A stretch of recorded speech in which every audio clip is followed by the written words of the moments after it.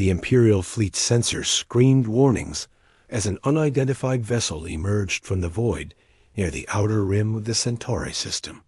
Admiral Kane stood rigid on the bridge of the dreadnought Sovereign, his weathered face etched with concern, as tactical displays flickered with impossible readings.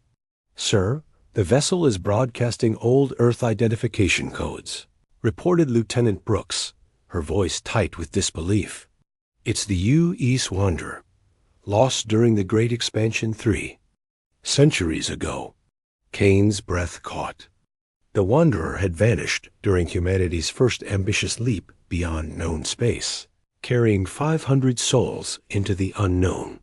The ship had been given up for lost when no trace was found after decades of searching. "Impossible," muttered Commander Hayes from the tactical station. "The Wanderer was a primitive exploration vessel. Our sensors indicate this ship is generating power readings that exceed our entire fleet combined." The mysterious vessel drifted closer, its hull bearing the familiar blue and silver of old Earth designs. Yet something was fundamentally different. The ship's surface seemed to shimmer with an otherworldly luminescence, and strange geometric patterns pulsed along its length like living circuits. "Incoming transmission," Brooks announced that the main screen flickered to life, revealing a figure that was unmistakably human, yet somehow more. Captain Ross of the Wanderer appeared before them, his appearance unchanged from the archived records, despite 3 centuries of absence. His eyes held depths that spoke of experiences beyond imagination. "Imperial Fleet, this is Captain Ross of the United Earthship Wanderer. We have returned home." Kane stepped forward, his military bearing unable to mask his amazement. "Captain Ross, this is Admiral Kane of the Imperial Fleet. Your ship was lost 300 years ago. How is this possible?" Ross smiled with the patience of someone who had witnessed wonders beyond mortal comprehension. "Time flows differently in the spaces between stars, Admiral. We have learned much during our journey. We come bearing gifts that will change humanity's place in the cosmos." The Imperial sensors continued their frantic analysis as the Wanderer approached. The ship's hull appeared to be constructed from materials that defied classification, substances that seemed to exist in multiple dimensions simultaneously. Energy patterns flowed through the vessel like blood through veins, following principles that made the Empire's most advanced physics seem primitive. "Sir," Hayes whispered urgently, "their weapon systems are beyond our understanding. If they intended harm, we would be defenseless." Kane nodded grimly. The entire Imperial fleet, with its planet-killing dreadnoughts and reality-warping weapons, suddenly felt inadequate before this single vessel from humanity's past. "We request permission to dock with your flagship," Ross continued. "We have much to discuss regarding humanity's future."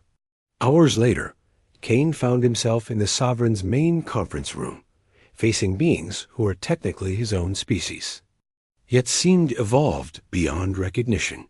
Captain Ross was accompanied by his senior staff, all unchanged by time, yet carrying themselves with an otherworldly grace. "Where have you been?" Kane asked, his voice barely above a whisper. Ross gestured to the air, and suddenly the room filled with images that hurt to perceive directly. Galaxies wheeled past like dust motes, and structures vast beyond comprehension stretched across the void. Beings of pure energy danced between stars, while civilizations spanning multiple realities went about their incomprehensible business. "Found them," Ross said simply. "The architects. The beings who seeded the galaxy with life, who scattered the building blocks of consciousness across 1 trillion worlds. They have been waiting for humanity to take its next evolutionary step." The images shifted, showing the Wanderer drifting through spaces that existed between normal dimensions. Its crew walked among beings of impossible beauty and terrifying power, learning secrets that had been hidden since the universe's birth. "They chose us," continued Dr. Park, the ship's science officer, her voice carrying harmonics that resonated in Kane's bones. Humanity's stubborn refusal to surrender, our determination to push beyond every boundary, caught their attention. They offered us a choice: remain as we were or transcend our limitations. Kane studied their faces, seeing the weight of cosmic knowledge behind their eyes. And you chose transcendence. We chose to become what humanity was always meant to be, Ross replied. We are still human, Admiral, but we are also something more. We carry within us the potential to lift our entire species beyond the petty squabbles that have defined our existence. The conference room's walls suddenly became transparent, revealing the Wanderer in all its impossible glory. The ship pulsed with energies that seemed to bend space around it, and Kane realized that what he was seeing was merely the three-dimensional shadow of something far greater. The Empire's expansion has been impressive, Ross acknowledged, but it has also been limited by our understanding of reality's true nature.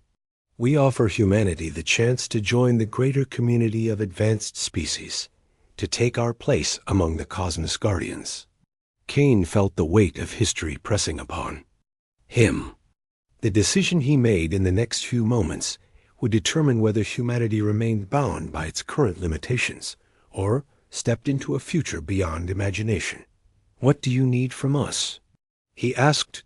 Ross smiled, and in that expression Kane saw the infinite patience of someone who had touched the fundamental forces of creation. Simply an open mind, Admiral. The universe is far stranger and more wonderful than our Empire ever imagined. We have returned to guide humanity toward its true destiny among the stars. The Wanderer hung in space like a promise of things to come.